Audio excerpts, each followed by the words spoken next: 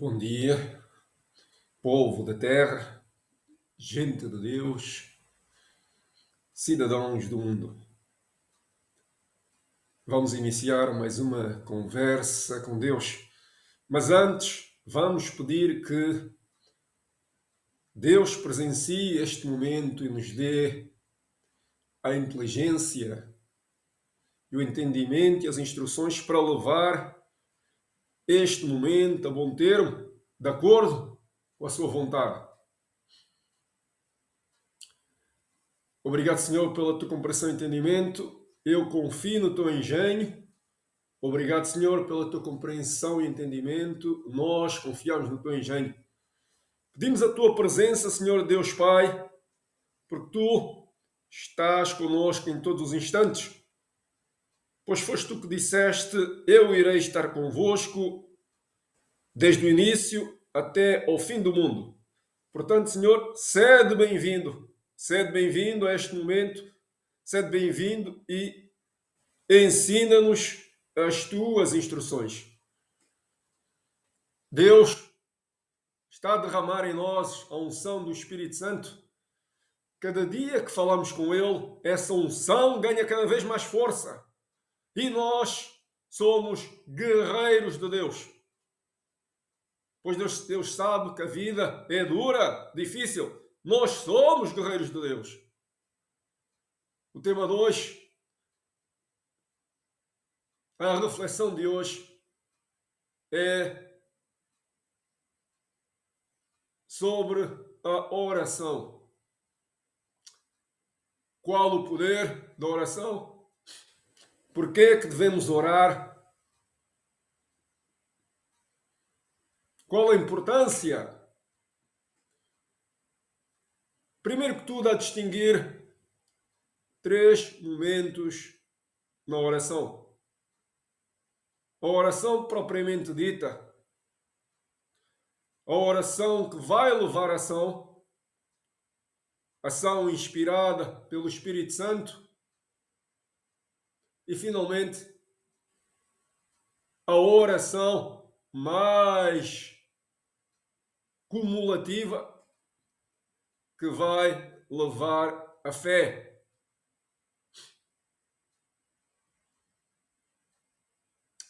A oração é a oportunidade que o homem tem de contactar o mundo invisível. É a oportunidade que o homem tem de contactar com o que não se vê e sentir o que não se vê. O dito sobrenatural. A oração permite-nos compreender o que não é compreensível. Sentir o que não é sentível. Tocar o que não pode ser tocado nem medido pelos meios científicos, tecnológicos e pelo próprio conhecimento humano. A oração é o alimento espiritual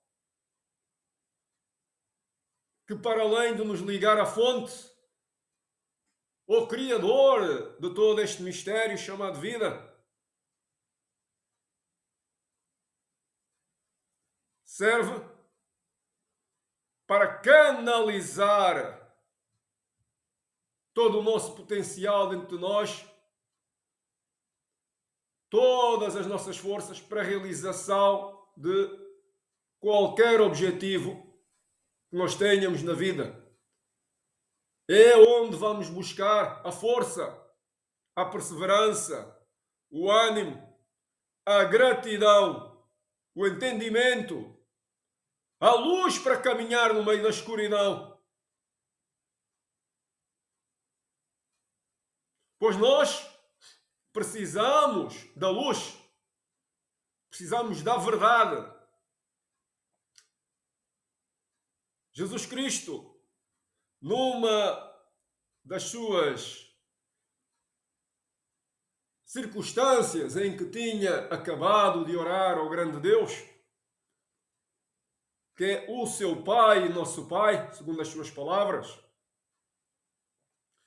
um dos discípulos interpelou-o e disse-lhe assim: Senhor, ensina-nos a orar. Isto pode ser visto em Lucas, capítulo 11, versículo 1. E então, o grande mestre dos mestres, Cristo, disse: quando orardes, dizei assim: Pai nosso que estás no céu, santificado seja o teu nome. Venha a nós o teu reino, seja feita a tua vontade. Dai-nos o pão nosso de cada dia, livrai-nos do mal, como nós livramos todos os outros do mal, perdoai as nossas ofensas, como nós somos capazes de perdoar todos aqueles que nos ofenderam, e não nos deixeis cair em tentação.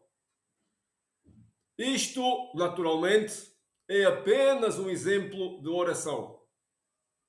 Mas com esta oração, Cristo queria dizer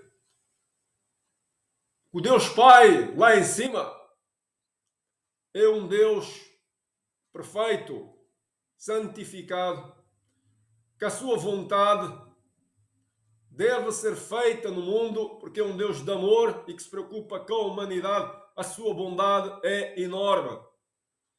É um Deus que se preocupa com todas as coisas e sabe que nós precisamos das pequenas coisas materiais do dia a dia, pois nós vivemos de recursos físicos, recursos biológicos. Precisamos de comer, precisamos de vestir. E ele sabe isso. E finalmente ele diz as últimas frases, os últimos dois versos das suas instruções é: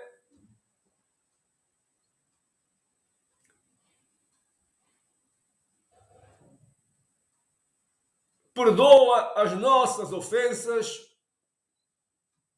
assim como nós perdoamos aqueles que nos ofendem, e não nos deixes cair em tentação. Ele com isto quer dizer que nós novamente somos remetidos para a tal instrução que ele deu antes de sair deste planeta.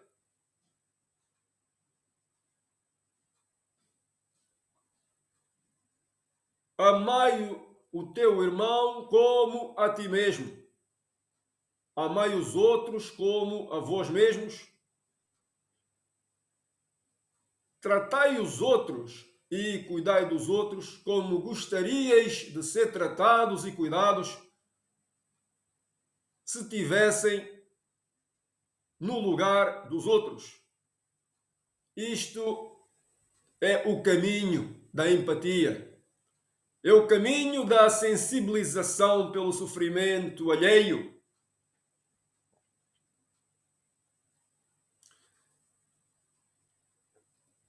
Mas isto foi apenas um exemplo, como eu disse. O que Cristo quer dizer é que nós, quando tivermos que orar, devemos nos preocupar mais com o coração, com o espírito, que aquilo que vai dentro de nós e nos preocupa, do que com as palavras bonitas,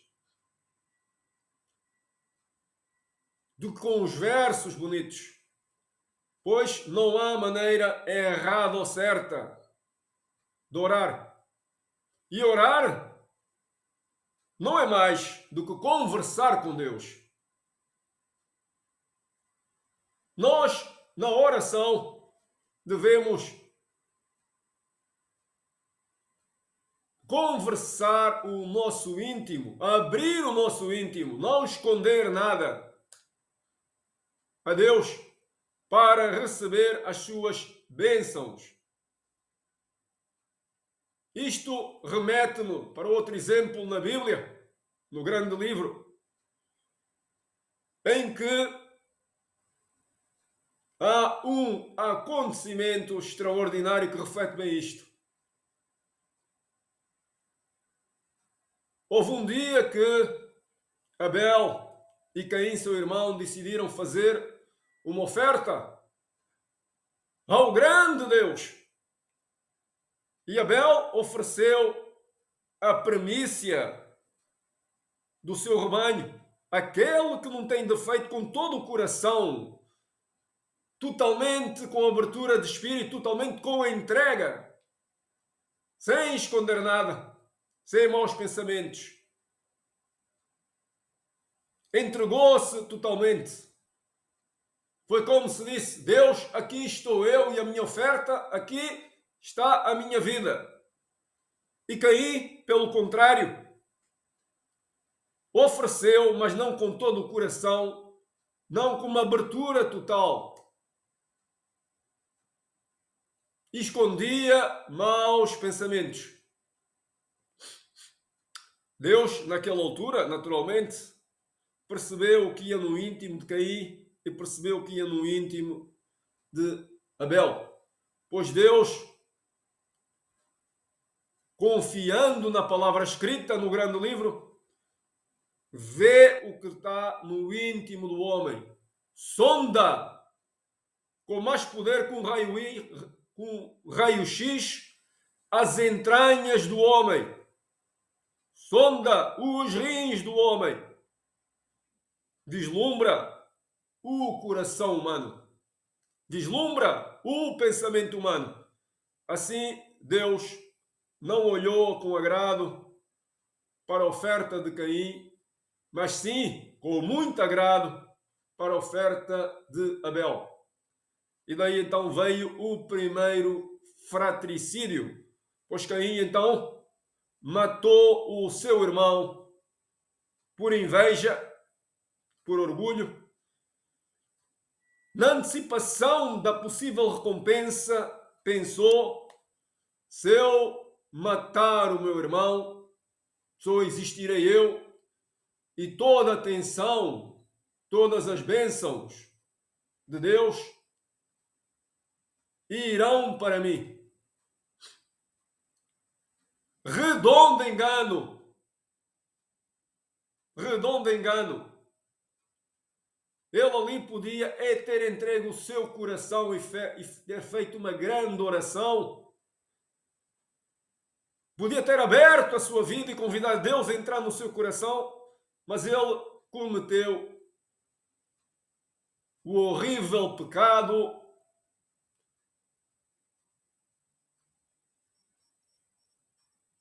do homicídio.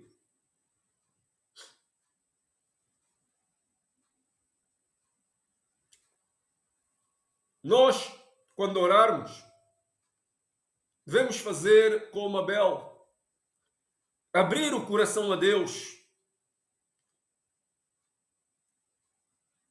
tentar estabelecer uma relação de confiança com Deus, tentar estabelecer uma relação, porque oração não é só pedir, não é só agradecer, não é só louvar. O objetivo da oração é nós estabelecermos uma relação com Deus. Isso é possível se nós criarmos um tempo dentro de nós, uma disponibilidade para falar e conversar com o grande Deus. Assim como nós, quando vamos tomar café com um amigo, temos o prazer, a disponibilidade e a paciência para falar com ele e ouvi-lo, assim Deus faz conosco e assim nós devemos fazer com Deus. Criar o prazer, a disponibilidade e o gosto de falar com Deus. Quando estamos ali, é só ali. Estamos focados no secreto do nosso coração. A oração também é uma oportunidade de nós retornarmos ao núcleo da nossa família. O nosso núcleo da nossa família é Deus. Na grande palavra há outro exemplo inigualável. A fábula do filho pródigo. Então, um filho que pede ao pai: dá-me parte dos meus bens na herança que me cabe, pois eu quero ir abalar e sair daqui. Quero descobrir o mundo. O pai, muito triste, deu-lhe então a sua parte na herança e ele foi pelas terras, foi pelo mundo e esbanjou toda a fortuna com falsos amigos e experiências tipo do Carpe Diem. Gozei a vida, vivei a vida, e ele então nessa expressão, gozei a vida, vivei a vida, nessa orientação, veio a estar num estado de pobreza extrema, onde tinha fome, não tinha onde dormir, e olhava para o chão com inveja das bolotas do porco, que os porcos comiam. E ele pensava e pensou: na casa do meu pai, os empregados comem bem, vivem bem, e eu aqui nem sequer posso comer as bolotas dos porcos. Assim ele pensou: vou mas é voltar à casa do meu pai e dizer: pai, pequei contra ti, não sou digno de ser teu filho, perdoa-me. E então, pensando isto, pôs-se a caminho para a casa do pai. Mas quando ele estava a se aproximar da casa do pai, um dos empregados do pai disse que o filho estava a voltar. O pai então correu ao seu encontro, abraçou-o e beijou-o, e quando ele ia dizer: pai, perdoa-me, o pai chamou logo um empregado e disse: tragam a melhor túnica e ponham-lhe um anel no dedo, de ouro no dedo, abatam a melhor ré e façam uma celebração, pois o meu filho regressou a casa. Pois bem, voltando para a oração permite-nos regressar a casa, reconhecer a nossa familiaridade com Deus, aceitar essa honra de ser filhos de Deus, porque nós reconhecemos que Jesus Cristo é o seu Filho, mandado à terra para fazer a vontade dele. E reconhecemos que todos os sinais que ele realizou só foram possíveis porque ele estava com Deus e ele era parte de Deus.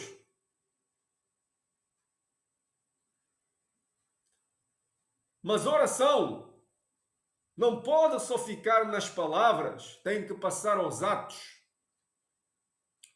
E aí, em Coríntios 13, diz o apóstolo Paulo a seguinte expressão, muito bem endereçada e explícita: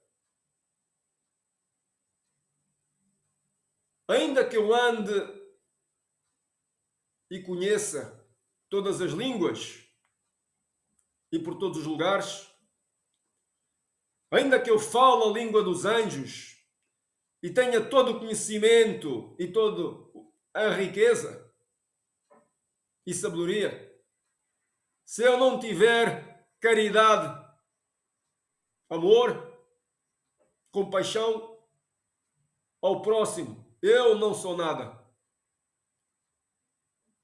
Sou como um sino a ressoar se não tiver essa caridade. Sou como um símbolo a tocar. Foi mais ou menos por estas palavras. O que o apóstolo Paulo quer dizer é que o objetivo da oração, além de criar as pontes para reconhecermos a nossa família, acknowledgement, o nosso direito familiar, regressar como um filho pródigo a casa, falar com o nosso Pai, que Ele é um Deus de bondade e de consolo. A nossa oração deve ser refletida no mundo através das nossas ações. Quando nós praticamos atos de gentileza, de cuidado, de zelo, de compaixão e temos empatia pelos sofrimentos dos outros, tentamos tirar-lhes o sofrimento e ajudar-lhes na sua vida. Quando praticamos atos de caridade, de ajuda ao próximo, quando lutamos contra as injustiças do mundo, quando tentamos fazer o que é certo, quando tentamos praticar o bem, nós estamos a realizar uma oração com o nosso corpo, com a nossa mente, com o nosso espírito, com as nossas ações. Quando agimos, estamos a modificar o mundo para melhor. Quando praticamos o bem. E essa forma de atuar, essa bondade que nós praticamos, com os vários exemplos, visitar as pessoas doentes, visitar as prisões, evangelizar, visitar os mais idosos, ouvir os nossos amigos, ajudá-los nas suas necessidades do dia a dia, se possível, ou mesmo a estranhos. Nós, inspirados pelo Espírito Santo, essa é uma oração das mais válidas. Nós estamos a fazer o propósito de Deus, pois Deus novamente no grande livro diz acerca do primeiro mandamento, quando Cristo diz: amai a Deus sobre todas as coisas, com todo o vosso coração, com o vosso todo o entendimento e toda a vossa alma, e ao próximo como a vós mesmos. Deus faz uma inquirição, uma pergunta interessante. Como é que alguém pode dizer que ama a Deus, que é invisível, se não amar o próximo e cuidar do próximo, que é visível? Portanto, o objetivo da oração também é passar em termos práticos para o mundo. Nós devemos receber inspiração, o Espírito Santo, as forças, tudo aquilo que Deus nos dá, mas devemos intervir no mundo e mudar o mundo para melhor. O objetivo da nossa estadia aqui é também executar, em termos práticos, a oração ao nosso redor, na nossa vida. Se nós melhorarmos a vida das pessoas que estão perto de nós, olhamos para a esquerda, olhamos para a direita e vemos sofrimento e podemos ajudá-los, nós estamos a fazer a vontade de Deus.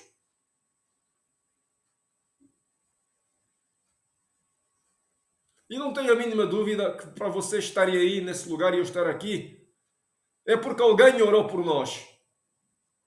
Alguém pediu por nós, alguém intercedeu por nós, alguém nos ajudou e nos levou a este estado. Seja os nossos, as centrais, seja o nosso pai, seja a nossa mãe, seja os nossos amigos, seja os nossos filhos. Alguém orou por nós. Alguém nos ajudou. Alguém nos acompanhou nas encruzilhadas da vida, certamente que vocês se lembram, que encontraram pessoas importantes que contribuíram imenso para a vossa melhoria de vida, para a vossa qualidade de vida, que vos ajudaram em fases cruciais. Essas pessoas oraram por vocês. Essas pessoas, ao agirem e melhorarem a vossa vida, oraram. A oração não tem nada a ver com religião.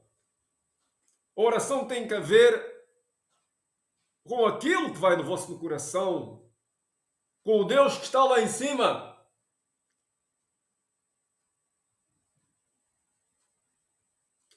Eu costumo várias vezes dizer, eu ouço a voz dos meus antepassados a orarem por mim. Eu olho para cima e oro pelos meus antepassados, para que eles estejam com o grande Deus. Eu ouço a voz do meu pai e da minha mãe a orarem por mim. Eu olho para cima e oro pelo meu pai e pela minha mãe para que eles estejam com o grande Deus. Eu ouço a voz dos meus descendentes a orarem por mim. E espero que eles orem por mim para que eu esteja na altura certa com o grande Deus. Eu oro pelo meu irmão. Eu oro pela minha irmã. Eu oro por todos aqueles que encontrei na encruzilhada de vida e falaram comigo como amigos ou sem ser como amigos. Eu oro pelos meus inimigos, todos aqueles que lutaram contra mim, que me armaram armadilhas ocultas, que quiseram intencionalmente me prejudicar. Eu oro para que não tenha ódio no coração nem ressentimento e para que esse passado nefasto de dor e de sofrimento seja como areia fina levada pelo vento, que fique longe da minha vista e do meu coração. Pois eu sei que eu tenho que esquecer o passado. Só quando se esquece uma coisa é que se pode reiniciar outra. E Deus está sempre a dar-nos bênçãos. Deus está sempre a dar-nos novos inícios. E eu aceito isso de uma forma natural. Relativamente aos meus amigos, aqueles que eu encontrei na encruzilhada da vida e que me ajudaram, eu oro a Deus para que eles tenham uma vida mais fácil, para que as portas não lhes sejam fechadas e eles realizem os seus sonhos, para que eles tenham o entendimento e a compreensão de Deus e para que eles realizem o propósito das suas vidas, para que eles tenham a oportunidade de vir a ser felizes e para que eles e as suas famílias, até a sexta geração, não sejam abandonados por Deus, estejam sempre inspirados pela unção do Espírito Santo e que a unção do Espírito Santo seja derramada sobre eles e eles sejam protegidos, sejam amados, sejam consolados, sejam cuidados e sejam tratados como a menina preciosa dos olhos de Deus.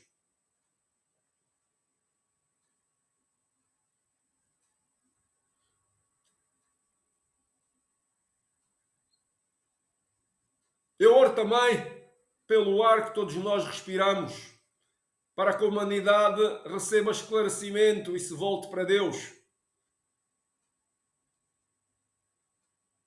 Eu oro para quando a humanidade precisar de ajuda premente, Deus intervenha no mundo. Deus neste momento está a intervir. A grande palavra diz: o meu pai nunca para de trabalhar. My father is always working. O meu pai está sempre a trabalhar. Trabalha no feriado, trabalha no domingo. trabalha à noite, trabalha